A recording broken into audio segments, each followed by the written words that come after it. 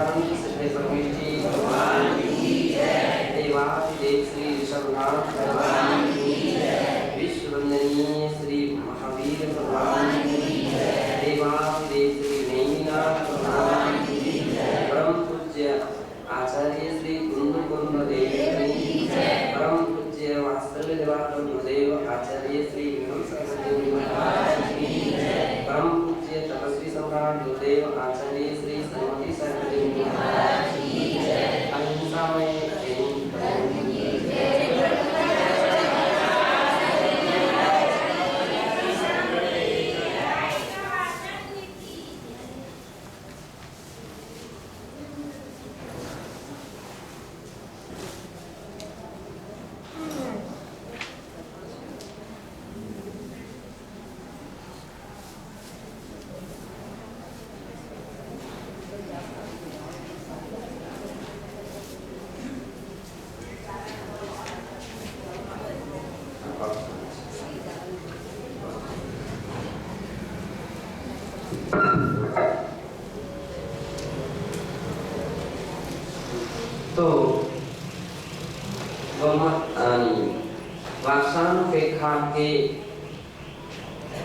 आश्रवानुपेक्षा के अंतर्गत 57वीं गाथा चल रही थी, जिसकी सर्वोदया टीका में इंद्रिय के विषय में प्रकरण चल रहा था और उसके लिए विभिन्न विभिन्न दृष्टिकोण से आगम के अलग अलग परिप्रेक्ष्य में इंद्रियों के विषय में अपन सभी यहाँ देख रहे थे।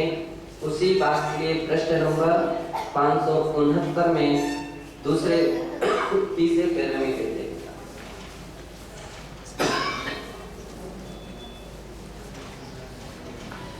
प्रत्येकम इंद्रियम श्वासा विशेषु व्यापृतम सत् तद विषयक निर्णय रतम भवति।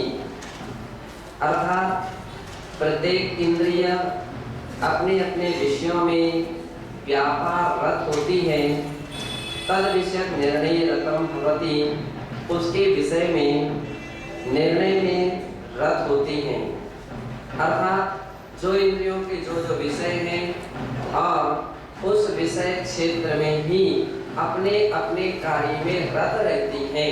यानी स्पर्शन इंद्रिय स्पर्श के विषय में, रसना इंद्रिय रस के विषय में, घ्राण इंद्रिय गंध के विषय में, चक्षु इंद्रिय वर्ण के विषय में और कर्ण इंद्रिय शब्द के विषय में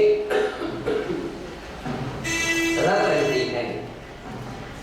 इंद्रियाणि पंच भवन्ति, इंद्रियां कितनी होती हैं? 5 होती हैं। तो यहाँ पर थोड़ा उलट कर दिया है। चलिए, चक्षु श्रोत्रम घ्राणम रसनम स्पर्शनम चेति। चक्षु इंद्रिय, श्रोत्र इंद्रिय, घ्राण इंद्रिय, रसनेंद्रिय और स्पर्शन इंद्रिय, तो क्रम से लगाए तो स्पर्शन रसना घ्राण चक्षु कर्ण एक होती हैं और इनके विषय जो है क्रम से रूपम शब्दा गंधा रसा स्पर्श चेति। इंद्रियां कितनी होती हैं? 5। कौन कौन से? अब ये 5 इंद्रियां हैं। 5 इंद्रियों के जो विषय हैं, तो स्पर्श इंद्रिय का विषय है स्पर्श, रसनेंद्रिय का रस, घ्राण इंद्रिय का वर्ण, कर्ण इंद्रिय चक्षु इंद्रिय का वर्ण और कर्ण इंद्रिय का शब्द। ये 5 प्रकार के विषय होते हैं। एतानि इंद्रियाणि मूर्त पदार्थस्यैव रूपादि गुणान् विषयीकुर्वन्ति। ये 5 के 5 इंद्रियां मूर्त विषय को ही ग्रहण करती हैं। कोई भी इंद्रियां अमूर्त को विषय नहीं कर सकती हैं, है ना। जितनी भी इंद्रियां हैं किसको विषय कर रही हैं? मूर्त। मूर्त कौन सी वस्तु का? 6 द्रव्यों में ऐसी कौन सी द्रव्य है जो मूर्त द्रव्य है? उद्गल द्रव्य है। तो वह क्या है? मूर्त। तो मूर्त वस्तुओं को ग्रहण करते हैं। उद्गल किसे कहते हैं?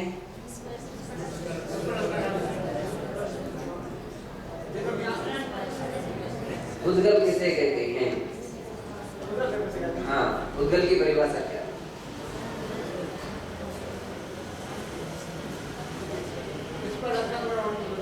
हाँ, स्पर्श रस गंध वर्णवन्तः पुद्गला, जिसके अंदर में स्पर्श रस गंध और वर्ण ये गुण पाए जाते हैं उसे पुद्गल कहते हैं। और मूर्ति जितने भी पदार्थ में सब पुद्गल ही होते हैं, पुद्गल के अलावा और कोई दूसरे द्रव्य नहीं है।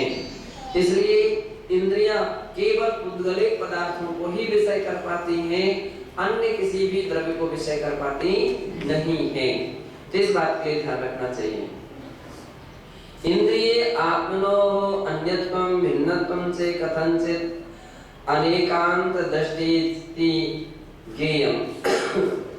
इंद्रिया और आत्मा में अनेकांत दृष्टि से कथंचित अन्यत्र यानी भिन्नपना भी है, कथंचित अभिन्नपना भी है। तो अनेकांत दृष्टि है, दृष्टिकोण है कि हम किस प्रकार से रूप से देख सकें। यदि हम सर्वथा इंद्रियों को आत्मा से भिन्न ही कहने लग जाएं, सर्वथा भिन्न नहीं, तो परिणाम ये निकलेगा कि आंख तो एक मुर्दे की भी होती है, एक मृत प्राणी की भी होती है, उसके भी कान होते, उसके भी नाक है, सब कुछ है, लेकिन वो आंख देख सकने में क्या समर्थ है? क्या उस कान को सुनने में समर्थ है? क्या नहीं है। इसलिए कथन से तो अभिन्नपना है और कथन से तो भिन्नपना है। और भिन्नपना कैसे है कि भिन्नपना इस दृष्टिकोण से है कि आत्मा और इंद्रियां ये आत्मा का स्वभाव नहीं है, इंद्रिय आत्मा का स्वभाव नहीं। अन्यथा सिद्धों में भी इंद्रियां पाई जाना चाहिए थी, उनके अंदर में भी इस प्रकार की विशेषताएं पाई जाना चाहिए थी, लेकिन वैसी विशेषताएं नहीं पाई जाती हैं, इसलिए कथनचित भिन्न बना भी है। उत्तम च तत्वार्थराजवार्तिके, इस विषय में तत्वार्थराजवार्तिक के दूसरे अध्याय के 17वें 19वें सूत्र के 12वें वार्तिक में कहते हैं, तद्वतोपि चैतन्य परित्यागेन उभय परिणाम कारणापेक्षस्य इंद्रिय पर्याय आत्मलाभे सति निष्ठत्तायाः पिंडवत् तथा परिणामात् तद व्यतिरेकेण इंद्रियस्यानुपलब्धिः इति स्यात्। इंद्रिय वत् तो एकत्वम कह रहे हैं, चूंकि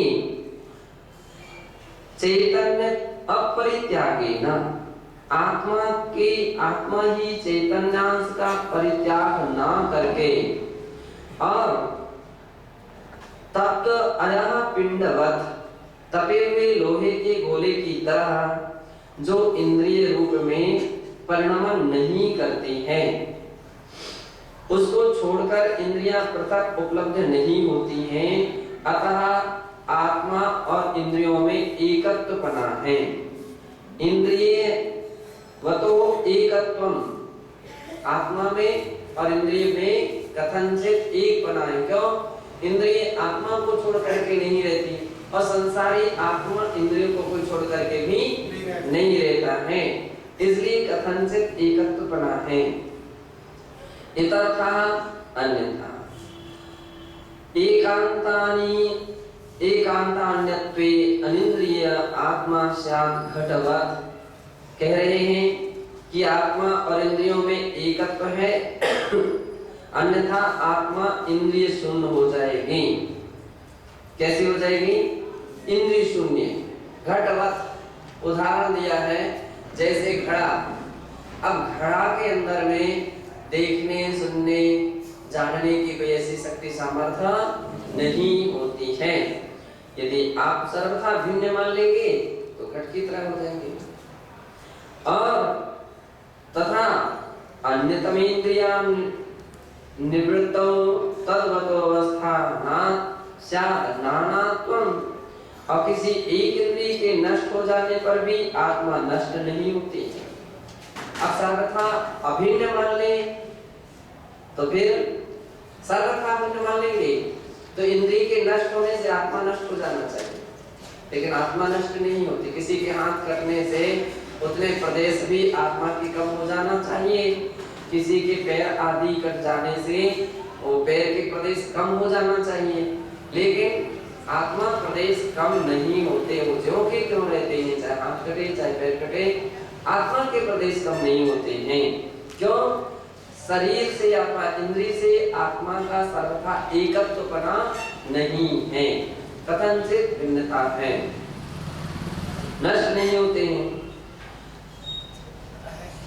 तो नानात्वम पर्याय पर्याय भेदाच्य स्यात् नानात्वम, अर्थात पर्याय अपर्यायी में, पर्याय अपर्यायी में अथवा पर्याय पर्याय में नानात्व भेद बना है, नाना बना है, एक बना सर्वथा नहीं है। इस कारण से दोनों में अंतर भी जानना चाहिए। स्वाविषे प्रवर्तमानैः पंचभिः इंद्रियैः कर्मासो भवति। अपने अपने विषयों में प्रवर्तमान पंचभी इंद्रियैः, 500 प्रकार की इंद्रियों के द्वारा कर्माश्रय भवति, कर्म का आश्रय होता है। क्योंकि मूल बात यहाँ पर सिद्ध करना है, आश्रय तत्व का प्रकरण चल रहा है, तो प्रत्येक इंद्रियों के विषय कर्म के आश्रय के कारण है। और कौन से आश्रय के कारण है? सांप्रायिक आश्रय के कारण। कौन से? सांप्रायिक। सांप्रायिक यानी कसाय सहित, है ना। जितनी भी इंद्रियों के विषय होते हैं, जितने भी इंद्रियों के विषय व्यापार होते हैं, वे सांप्रायिक हेतु होते हैं, कसाय सहित हैं। उसके अंदर में कहीं ना कहीं राग भाव अथवा द्वेष भाव नियम से पाया जाता है। इसलिए आचार्य महाराज यहाँ पर कहते हैं कि आप ऐसा नहीं समझ लेना कि इससे कोई संबंध नजर हो रहा है, नहीं। इसलिए अपने यहाँ इंद्रिय निरोधा तपा ऐसा भी कहा गया, इच्छा निरोधा तपा भी कहा गया, और दूसरी जगह इंद्रिय निरोधा तपा, इंद्रियों के विषयों का निरोध कर देना। और साधक लोग, साधकों का जीवन आप देख लीजिए, इंद्रियों के विषयों का निरोध है। पूरे के पूरा प्रक्रम तप के विषय में जितना भी देखो, इंद्रियों के विषयों पर ही ब्रेक लगे हुए। 6 प्रकार के तत्वों को आप पंचेंद्रिय विषय में घटा लीजिए। पंचेंद्रिय विषय उसमें घटा लीजिए। अनसन ऊनोदर व्रत परिसंख्या रस परित्याग, ये 4 तत्व इसमें आ गए। केवल रसना इंद्रिय के विषय, रसना इंद्रिय के विषय में 4 तत्व हैं। कौन कौन से? अनसन, ऊनोदर, व्रत परिसंख्या, रस परित्याग, ये 4 तत्व। विविक्त शय्यासन,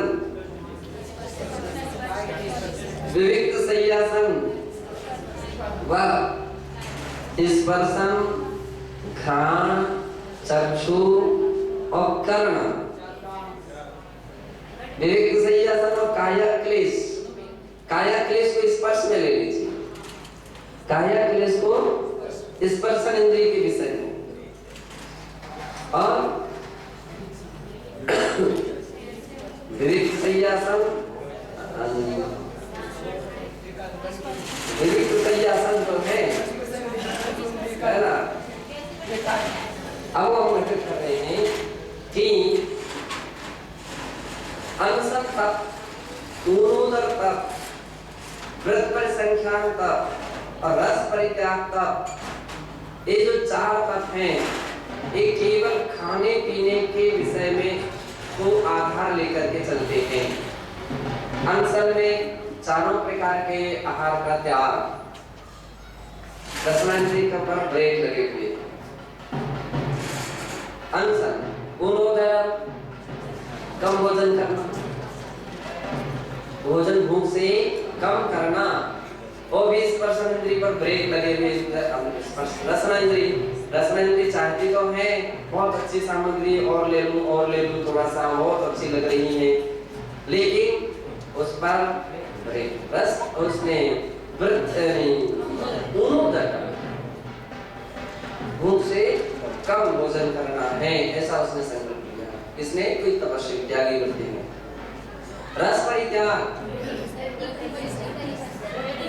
अच्छा व्रत परिसंख्यान, नियम लेकर के, प्रतिज्ञा लेकर के, अवग्रह लेकर के मुनिराज जा रहे हैं। वीरचर्या मुनिराजों की होती है और वे अवग्रह लेकर के जाते हैं। विशेष करके आचार्यों का मूल गुण है ना। संघ में आम लोगों के लिए उस प्रकार की वृत्तियों के लिए ब्रेक लगा दिए जाते हैं, क्योंकि इतने सारे संघ साधु हैं, सभी अगर अपने नियम लेने लग जाएंगे तो श्रावक और साधु सब अस्त व्यस्त हो जाएंगे, परेशान हो जाएंगे, है ना। तो आचार्य अपने मूल गुण को पालन करें। बाकी के लिए आप दूसरे प्रकार का व्रत परिसंख्यान रखो। एक कैसा व्रत परिसंख्यान रख सकते हो? आप फर्स्ट नंबर के चौके में जाएंगे, सेकंड के नंबर में जाएंगे, थर्ड नंबर में जाएंगे, आदि आदि, डबल किसी चौके में नहीं जाएंगे। ये भी व्रत परिसंख्यान है। कहीं एक बार का परोसा लेंगे, फिर बाद में कोई परोसेगा तो नहीं लेंगे, अथवा इतने प्रकार की भोजन सामग्री में से इतना ही आइटम लेंगे, शेष आइटम नहीं लेंगे, तो इत्यादि प्रकार से ये भी तो व्रत परिसंख्यान है, ये भी व्रत परिसंख्यान है। तो आम साधु जन संघ में क्या करते हैं? उस प्रकार का व्रत परिसंख्यान का पालन करते हैं, व्रती परिसंख्यान। अब इसके पीछे छिपा हुआ देखिए, रसनांद्रिय का ही विजय छिपी हुई है। एक बार का परोसा, अब एक बार का परोसा, अब हो सकता है कि थोड़ा ही सामग्री परोसी गई हो, अब उतना ही लेकर के आना है। जब हम लोग छुल्लक अवस्था में थे, दुर्ग में भी हुआ था, तो एक बार ऐसा हुआ कि एक बार का परोसे का नियम ले लिया। अब एक बार का परोसा और उस दिन पड़ गई अष्टमी चौदस, ऐसी स्थिति पड़ गई, तो नीरस भी था हमारा। तो पहली बात तो एक तो पूरी सफाई सामग्री हुई, उस रस परित्याग में सब में नमक पड़ा था, किसी में घी, किसी में शक्कर, तो केवल रह गया था चावल और सामग्री और रह गई थी, चावल वगैरह रह गया था। अब एक जग पानी, वो कुशलता थी कि एक जग भरा हुआ रखा था। आहार जैसे जैसे मान लीजिए वो जैसे हमने सामग्री हटाई तो सब चलने वाली तो घबरा गए, महाराज क्या करूं, कैसे? कोई घबराएंगे नहीं, आराम से आहार होगा, हो जाएगा, जैसा होगा ऐसा। अब वो फल भी नहीं दिखा सके, पहले से कोई उन्होंने ऐसा ध्यान नहीं रखा, तो फल भी नहीं रहे, चावल रह गया था और एक ऐसा कुछ सामान ध्यान नहीं मुझको, और भी ऐसा एक सामान रह गया था, शायद दाल हो सकती है जिसमें नमक नहीं हो, लेकिन वो कितनी थी? थोड़ी थी। तो सब्जी भी एक आध दो थी, तो हमने चावल, सब्जी, दाल जो कुछ जितनी थी उसको पूरा ले लिया। अब पानी लेने के लिए जैसे ही तैयार हुए तो खुसर तो सब चली रही थी, सब घबराए हुए थे, तो थोड़ा सा ही हमने पानी ले पाए और दूसरे ने क्या किया, जग अंदर ले गया, दूसरा पानी भर करके उसमें उस पानी से भी चूल्हा का त्याग, तपस्या भी और कुछ नहीं, ये दूसरी चर्चा हमने क्षुल्लक अवस्था और दुर्ग अवस्था में, मुनि अवस्था में केशवंत के दूसरे को पालना, आचार्य अवस्था। तो कहने का तात्पर्य एक ही रसनांद्रिय, अब हम चाहते तो थे व्यवहार करूं, लेकिन व्रत नियम है, एताप है, तो रसनांद्रिय से जुड़ा हुआ था। अब अनशन, रस परित्याग। रस परित्याग, रस परित्याग का अर्थ है कि सही मायने तो ये है कि जो रुचिकर सामग्री है उसको त्याग करना एक उत्तम तरीका माना गया।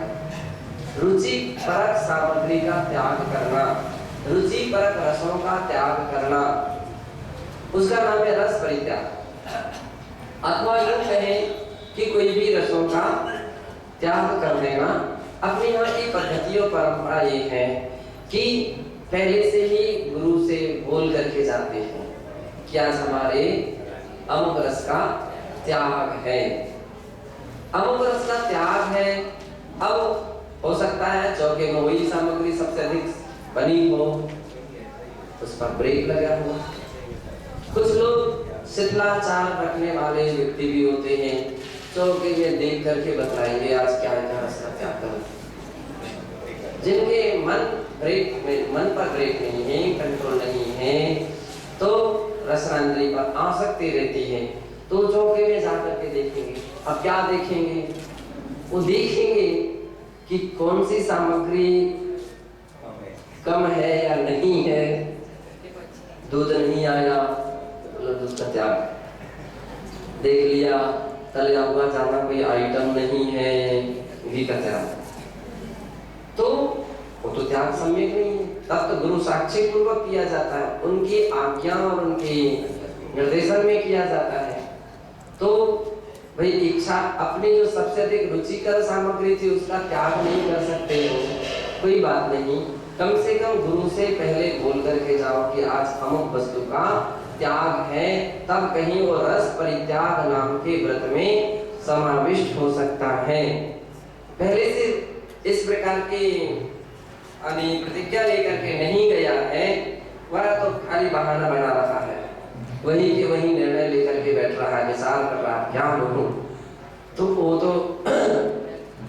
तो मैं उस तब की बात बतला रहा हूँ जो सम्यक तरीका है। मान लो कोई व्यक्ति किसी वस्तु का नियम लेकर के गया कि हमारे घी का त्याग है, और हो सकता है चौके में सबसे अधिक घी का आइटम हो, सब्जी बगड़ी हुई हो, छौंक लगा हुआ हो, दाल में रोटी चुपड़ी हुई हो, सब कुछ उसमें घी हो। और ऐसी परिस्थिति में आप अपनी तपस्या करके आ रहे हैं, इच्छाओं को ब्रेक लगा दिए हैं, वो है रस परित्याग। तो सब खाने पीने से तो जुड़ा है ना, रसना इंद्रिय से जुड़ी हुई सामग्रियां सारी अवस्थाएं हैं। तो 4 प्रकार के तप देखिए, इसलिए यूं कहा जाता है कि इंद्रियों में केवल 2 इंद्रिय ऐसी रहती हैं, स्पर्शन और रसना, जिसके लिए कहा जाता है कि जिसने स्पर्शन और रसना को बस में कर लिया उसने सबको बस में कर लिया, जिसने स्पर्शन रसना को बस में नहीं कर सका वो किसी को बस में नहीं कर सका। इंद्रियों में 2 इंद्रियां प्रधान है, एक कामेंद्री कही जाती है, कामेंद्री कहलाती हैं, सबसे अधिक इनको ही ब्रेक लगाए जाते हैं। तो केवल एक रसना इंद्रिय में तो 4 ले लिए, और स्पर्शन इंद्रिय में विविक्त सय्यासन, विविक्त सय्यासन। अब इसको अपन 4 में घटित कर दो, रसना, घ्राण, चक्षु, नहीं रसना छोड़ दीजिए, घ्राण, चक्षु, कर्ण,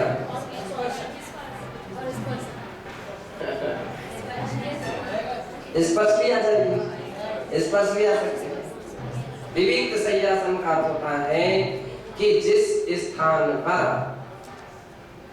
आम व्यक्तियों का आना जाना होता है, ऐसे स्थान पर साधु जन ना बैठें, ना शयन करें।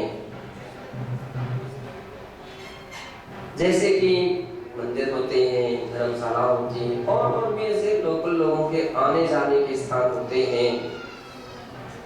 तो लोग आ रहे हैं, जा रहे हैं, साधुओं को नहीं लेटना चाहिए। उत्तम तरीका रात्रि में भी लेटें, तो लेटने का तरीका है कि असंयमी व्यक्ति पहले निकाल दीजिए, चले जाएं, फिर आप लेटिए, ये आपकी मर्यादा है।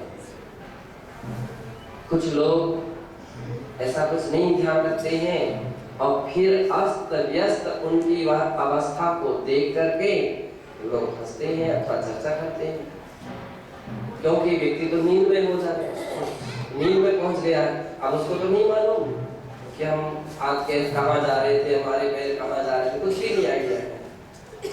तो असंयमी जनों से विविध क्षेत्र के लिए कहा गया विविक्त, विविक्त यानी एकांतिक, है ना, और एकांत यानी जहां पर ऐसे असंयमित लोगों का आना जाना नहीं होता है, ऐसे स्थानों पर शयन करना अथवा ऐसे स्थान पर बैठ करके तब क्या साधना वगैरह करना, अध्ययन करना।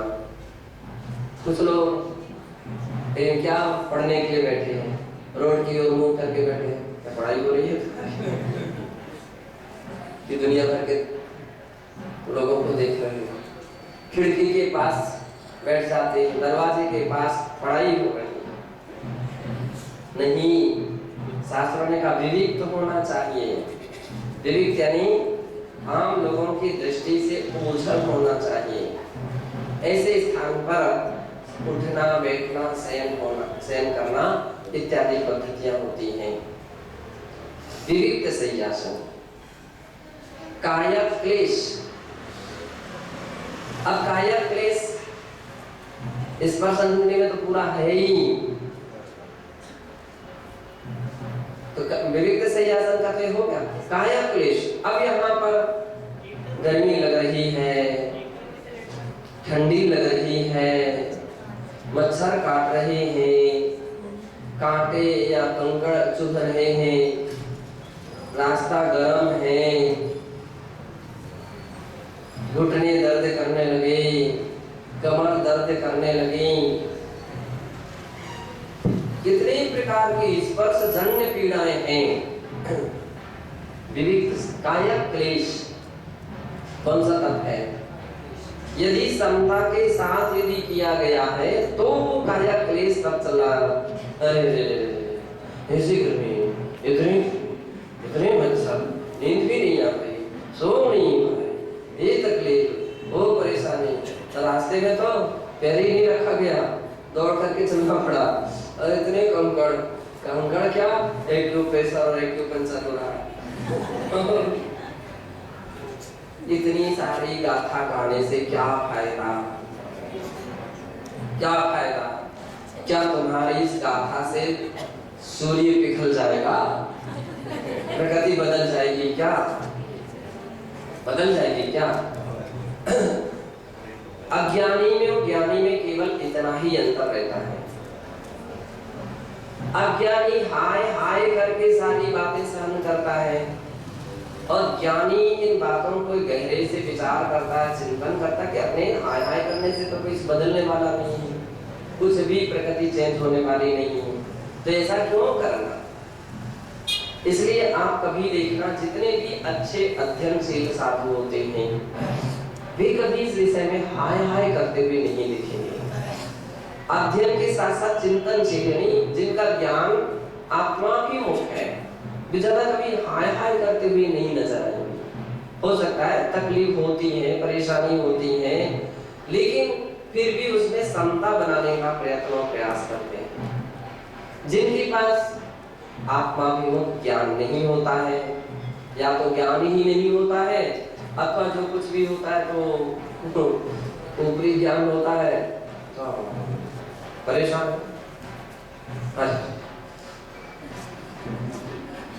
जब भी देखो तो उनको घबराहट, तो उनको गर्मी जितनी हो उससे अधिक तो उनके चेहरे में घबराहट, उनकी इस प्रकार की आतंका दिखने लगती है। मच्छर तो मच्छर है ही, और इंदौर की जैन कॉलोनी के तो अब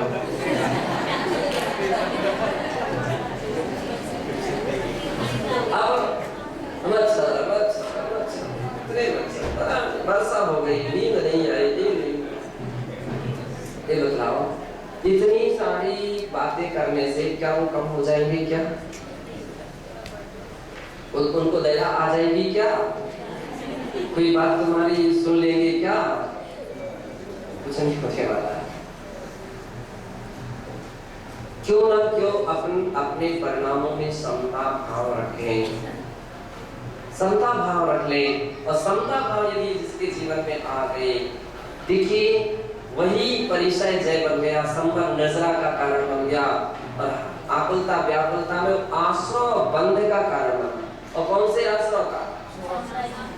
असाधा वेदनी। कौन सी वेदनी? असाधा वेदनी। एक तो मच्छर काट रहे हो तकलीफ, वो तो है ही, और वेदनी कर्म को और आमंत्रित कर रहे हो, तकलीफ परेशानी वेदना और अधिक आप आमंत्रित करते चले जा रहे हो। अज्ञानी जीव इस विषय में कभी नहीं सोच पाता है, इसलिए कदम कदम पर वो आश्रय बंद करता है, और कदम कदम पर वो कर्मों को बांधता रहता है। माता जी ध्यान रखिए, कदम कदम पर बांधता रहता है। और ज्ञानी जीव क्या रहता है? वो समता भाव रखे रहता। सबसे बड़ी उसकी सारा बैलेंस तो मन पर बना हुआ है, तो कदम कदम पर संबंध नजरा करता है, संबंध नजरा करता है। अज्ञानी जीव, अरे हमको ये सामग्री नहीं मिली, और ऐसा नहीं मिला, वैसा नहीं मिला, ऐसा हार मिला, वैसा हार मिला, और ये हमको चलता नहीं था, ये हमको चलता नहीं था। हार तो लेकर के आ गए ना, अभी गाथा गाने से क्या फायदा है? ये राम कहानी बंद करो। क्या करना? अब कहीं तुम द्वारा तो ले नहीं सकते हो, अरे पानी नहीं पी पाए, अब द्वारा तो पी नहीं सकते हो, छोड़ो इन बातों को। इससे रिवीजन भी नहीं होना चाहिए, बात बुक से निकलना भी नहीं चाहिए। आपको इतना ही चिंतन होना चाहिए, लाभांतराय कर्म का क्षयोपशम जितना था उतना ही तो मिलेगा, वैसा ही तो मिलेगा।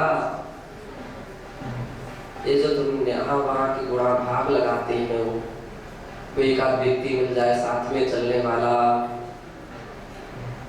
कोई मिल जाए, इनसे उनसे व्यक्ति संपर्क बनाता है, और महाराज ब्रेक लगा देते, ए जी कैसे व्यवस्था शुरू हो रही है, कौन जा रहे हो, कब से जा रहे हो, इसकी अनुमति से जा रहे हो, बंद करो इसे, गाड़ी ठंडी। पहले से ही क्यों ना सोच लेंगे इस व्यवस्था पर ब्रेक लग सकता है, जो हम सोच करके चलते हैं, इस पर कंट्रोल हो सकता है, और कंट्रोल हो सकता है तो हम ऐसे काम करें ही क्यों।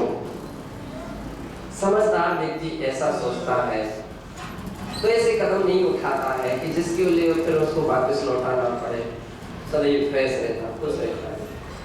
अज्ञानी जी दौड़ भाग तो करता है, लेकिन हर जगह से उसको चलो ये बंद करो, अनुमति नहीं, अब उसको परेश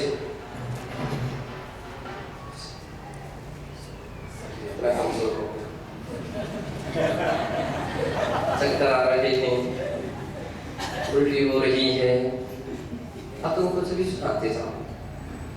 भगवान महावीर स्वामी का शासन इतना कठोर शासन है, इतना कठोर शासन है कि वहां पर भगवान महावीर स्वामी कहीं गुंजाइश नहीं दी कि तुमको चक्कर आएंगे तो दूसरे टाइम कुछ ले सकते हो, कि कहीं तुम्हारे अंतराय हो जाए तो कुछ थोड़ी बहुत छूट है क्या? कहीं छूट नहीं, चाहे तुमको चक्कर आए चाहे कुछ भी हो, कंट्रोल नहीं, प्रतिज्ञा है, कहीं मतलब गुंजाइश नहीं, चाहे स्वास्थ्य ठीक हो चाहे नहीं हो, आहार ले पाए या ना ले पाए। एक कहलाता है वीर मार्ग, वीर मार्ग है, और वीर पुरुष ही इस मार्ग पर आ सकते हैं, कायर पुरुष के लिए इसमें प्रवेश निषेध है।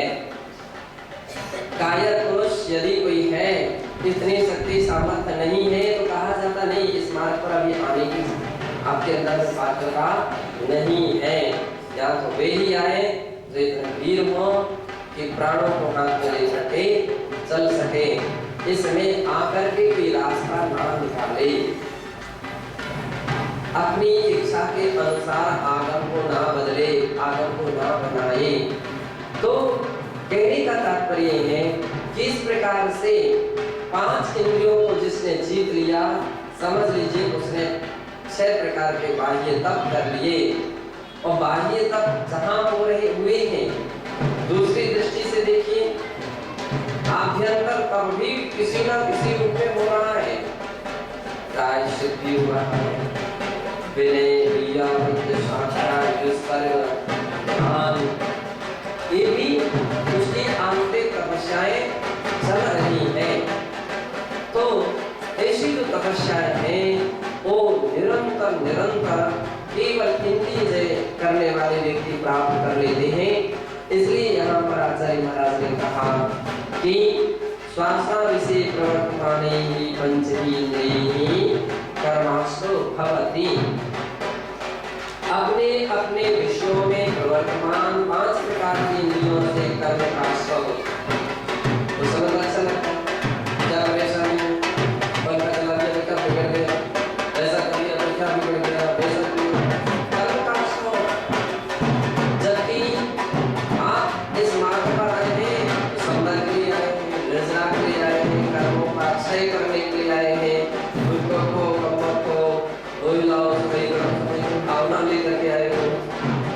और हर चर्या हर क्रिया में आप बोलते भी हैं, क्या बोलते हैं? सकल कर्म सेयार्थम, सकल कर्म सेयार्थम। अगर इंद्रियों के व्यापार चलते रहे तो सकल कर्म सेयार्थम कैसे हो सकता है, कहां से हो सकता है? इसलिए आचार्य महाराज कह रहे हैं इंद्रियों के विषयों में आपका जितना जितना जैसा जैसा व्यक्ति का विचार जाता है वो सब कर्म का स्व। पेन ही तो चाहिए है, लिखने के लिए ही पर्याप्त अपना लक्ष्य होना चाहिए। कला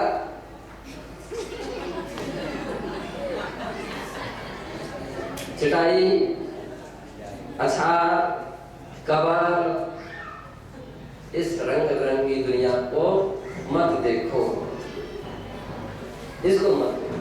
इसको देखो, अपने उपयोगिता को देखो कि हमारे केवल उपयोग में आने वाली सामग्री हमारी ज्ञान की सहयोगी सामग्री होना चाहिए। वो पेन भी संबंध रचना का कारण बन रहा और अन्यथा वो आश्रम का भी कारण बन रहा। केवल ऐसा वैसा यदि तन्निमित्त का आश्रा भी पंचकथिता जीविकेयम्। इस प्रकार से इंद्रिय निमित्तक आश्रव भी 5 प्रकार का होता है, ऐसा यहाँ कहा है। कषायाः कषाय क्रोध मान माया लोभेति चत्वारः कषायाः तस्य षोडशभेदा पूर्ववर्णिता। 4 प्रकार की कषाय होती है। कौन कौन सी? 16 प्रकार की भी कषाय होती है।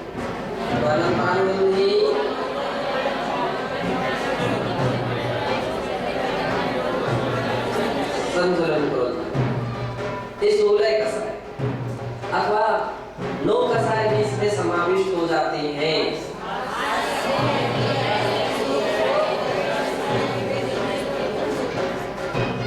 क्योंकि मूल ग्रंथ में 4 ही कषायों की बात आई है तो 4 ही इसके अंदर में समाविष्ट कर लेना चाहिए। तो एक सारी कषायों का वर्णन पूर्व में किया जा चुका है। आवृतम, आवृत जो होते हैं वो कितने होते हैं? 5। कौन कौन से? ये 5 प्रकार के आवृत होते हैं। हिंसा, असत्यम, चौर्यम, अब्रह्मचर्यम, परिग्रहश्चेति अव्रतानि पंचभवन्ति। क्रियाः पंचविंशतिभेदा सन्ति तन्नाम स्वरूप वर्णन विधीयते। क्रिया 25 प्रकार के होते हैं, उनके नाम और उनके स्वरूप का वर्णन यहाँ पर कहते हैं, प्रारंभ करते हैं। पहली चैत्य गुरु प्रवचन पूजा आदि लक्षणा सम्यक्त वर्धनी क्रिया। सम्यक्त क्रिया, पहली क्रिया का नाम क्या है? सम्यक्त क्रिया, जिसमें चैत्य, चैत्य यानी मूर्ति भगवान, गुरु निर्ग्रंथ जो गुरु हैं वे, प्रवचन, प्रवचन यानी शास्त्र, जिनवाणी, इनकी पूजा आदि लक्षणा आदर सम्मान इत्यादि जिसका लक्षण है, जो कि सम्यक वर्धनी है, सम्यक को बढ़ाने वाली है, ऐसी क्रिया सम्यक की क्रिया कहलाती है। ये सम्यक दर्शन को बढ़ाने वाली क्रिया है। भगवान जिनेंद्र का, जिनवाणी का, उनका जितना विनय करेंगे उतना सम्यक की वृद्धि होती रहती है, ऐसा जानना चाहिए। शेष को